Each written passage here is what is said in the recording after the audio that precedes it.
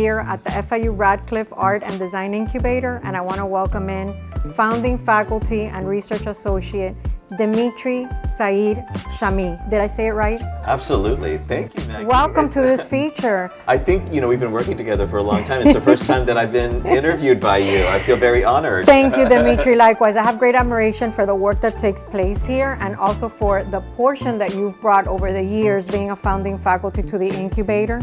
And I want to talk about a book because we've had 10 cohorts to date. You're gonna nine cohorts to date. Yeah. Carlos fixed that, 9 cohorts to date. Yeah. And, at this point, I think you were kind of talking, and we'll kick it off there. How does the book come to be, right? It didn't really get started at the beginning in cohort 1, but as you realize that you had alumni, the book sort of comes to life. So talk a little bit about that journey.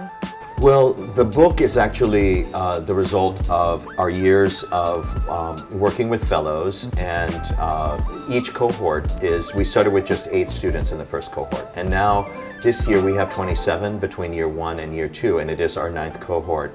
And in between, it's grown gradually. The average for many years was about 15 fellows per year in cohort 1, and then about 5 or 6 slots that would graduate for cohort 2.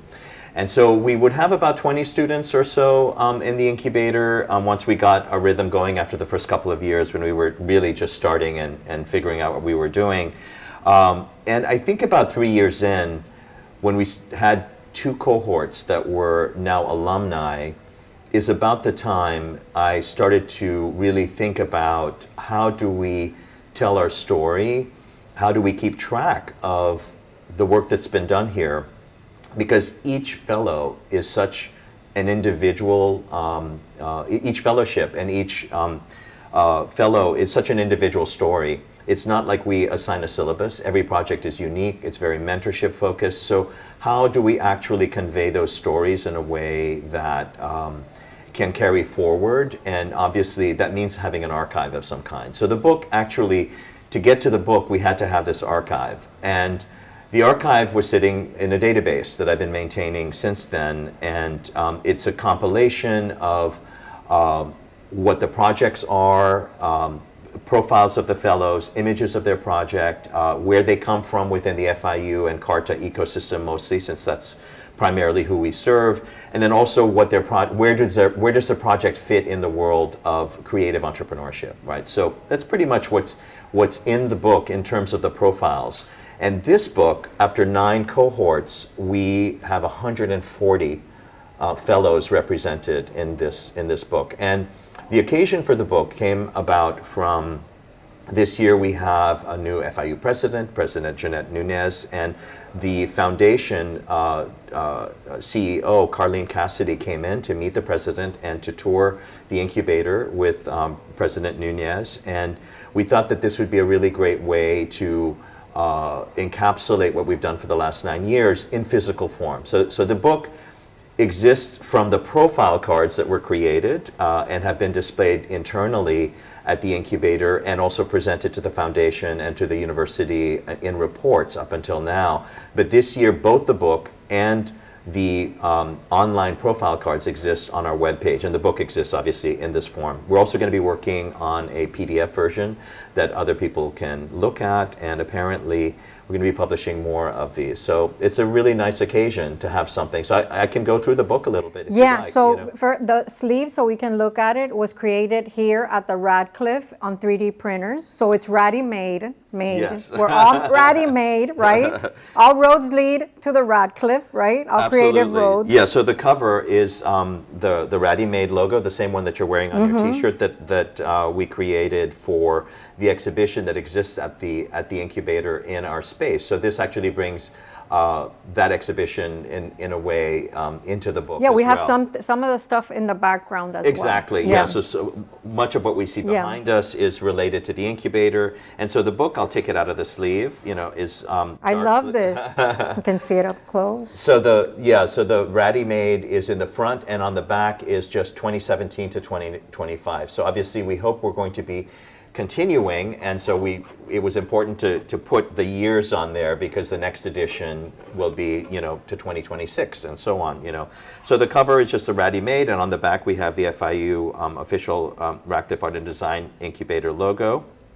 And we have nice, beautiful yellow end papers, and the introduction of the book honors the first cohort, and we have here our first cohort, and we also have Carol Radcliffe is featured right in the middle here. You want to put it up close to and she was our founder. Our founder, Carol Radcliffe. And this was her first visit to the incubator. And this is me looking a lot younger. There we are. That's Dimitry, Dean Schreiner. Dean Schreiner and Neil and Yasik, the original faculty. Yes. And then there's an introduction, which features Dudley Alexis and Yasik and other fellows off camera, just from this year. And then there's an index that shows the individual logos that I create for each cohort. They're just a unique set of color combinations and numbers for each cohort, and they help organize the book. So these numbers here are sort of represent each page number for each specific cohort, and then our motto: support, challenge, and platform. And basically what we do is, I mean, you're a member of our faculty, and you run our podcast, and you work especially with our students that work in communications and media, especially if they're doing podcasts. We support our students by giving them money, and then giving them information, creating an environment where they can develop their ideas and also meet other students and collaborate. And then we challenge those ideas by having them iterate and develop business models and pivot if necessary, or go deeper into their projects. And then we platform them. We put them out there, which is very unusual, and this book is a part of that. And so.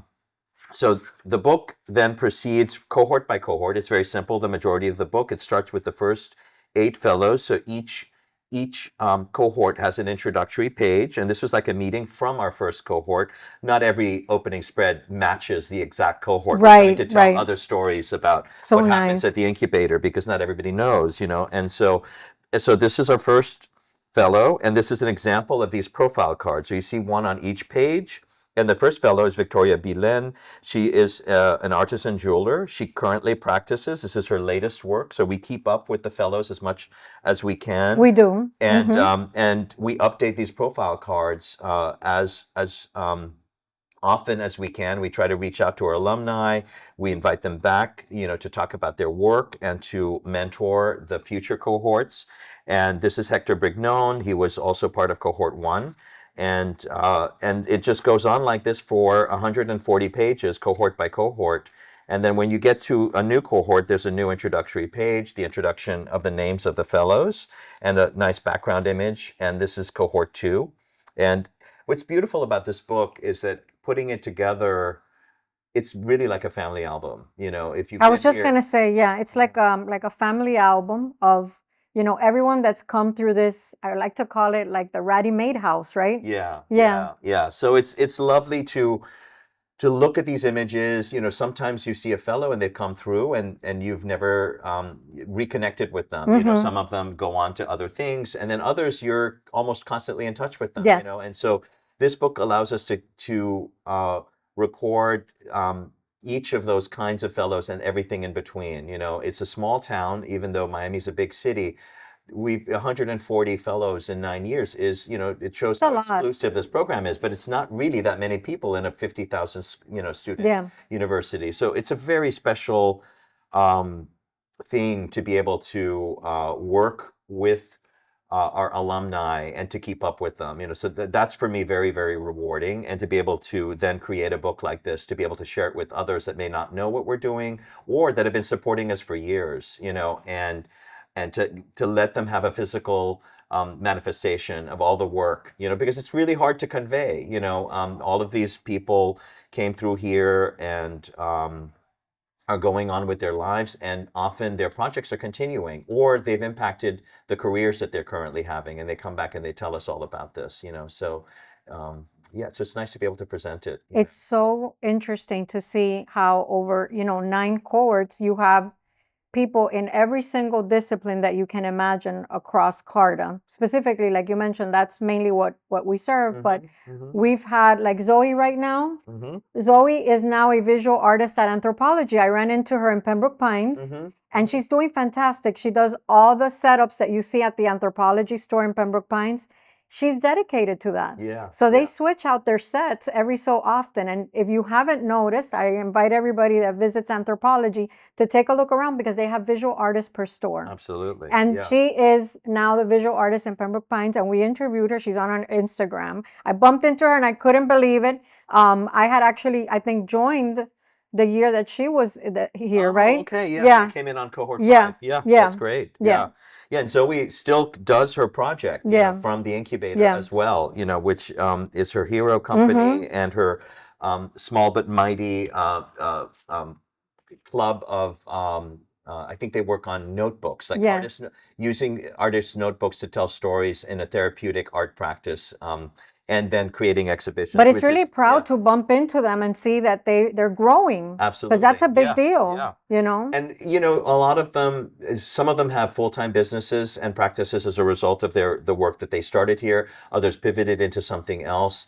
And others say that the reasons they're successful in whatever career that they are in now, they credit the Incubator for that. And it's really great to hear that and to be able to have those stories, So hopefully we'll be doing more editions of this book. Hopefully. I mean, I want to also mention the rest of the staff, because I think that the success of the cohorts is also the success of the staff that is here available at the Incubator. Absolutely. Yeah. Because I think everybody gets mentored by 5 or 6 of us, right?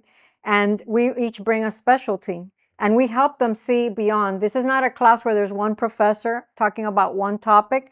This is sort of a real world experience. I'd like to call it like a Shark Tank, but not really, because we're not really investing money in their businesses. Yeah. But we are sort of betting on them to continue. Yeah. And I think it's important to note the work that goes on here is not only these incredibly talented fellows that come here and our alumni. It's also the work that takes place behind the scenes with Dimitry, with Neil, with Jacek, Octavio, Carlos, myself, and our guests. And Joy. Joy is our year 2. Joyce Billett. Yeah. Faculty mentor, so we don't want to leave her out. But and all the guests that join us on specific topics to help them from, being able to register your trademarks, IPs, intellectual property, business formation, yes, financial podcasts, literacy, business canvas modeling, media, podcast presentation, public speaking. We cover a lot of different things, and we keep changing the mix depending on each cohort. Like we are reactive to what they need. Carlos just did a little workshop on how to do this whole setup that we're in right now, and how to record, and what kind of equipment to get, and what considerations to have. And I keep referencing students. We have Silid this year that's doing her first film, and I said, did you talk to Carlos about color grading? That's really important. I don't know much about it myself, but we have an expert here, and so that's really important for continuity. And she's booked that appointment already. So it's always exciting. Every day is a new adventure here. I know. So talking to them is always enlightening to hear them, and they are such a generation, for the most part, that's highly focused on social media. And I think, honestly, from meeting with all of them, I think it's where they most sometimes challenge themselves to be better. And I think that people think that the generation is very digitally inclined, and they actually aren't that digitally inclined. We're here to give them that small push towards being more digital friendly. I think they're digital natives, but they're not aware of it in a business sense, and I think that's what the impact. Understanding how to think of social media in terms of promoting your business is not the normal lens that they approach it as. Whereas I barely use social media myself because I'm from that prior world, I mean, I still participate in it, and but it's not native to my own practice, So it's fun to go back to my core, which is graphic design, and to be able to contribute things like the podcast graphics and a book like this to the Incubator while I teach the students about branding and intellectual property and presentation. So this is just an extension of that for ourselves. Well, Dimitry, thank you so much for showing us this passion project and something that is now a relic here at the Incubator. And if you're interested in joining the Incubator, stay tuned for social media announcements coming soon on how to apply. Thank you, Maggie. Thank you.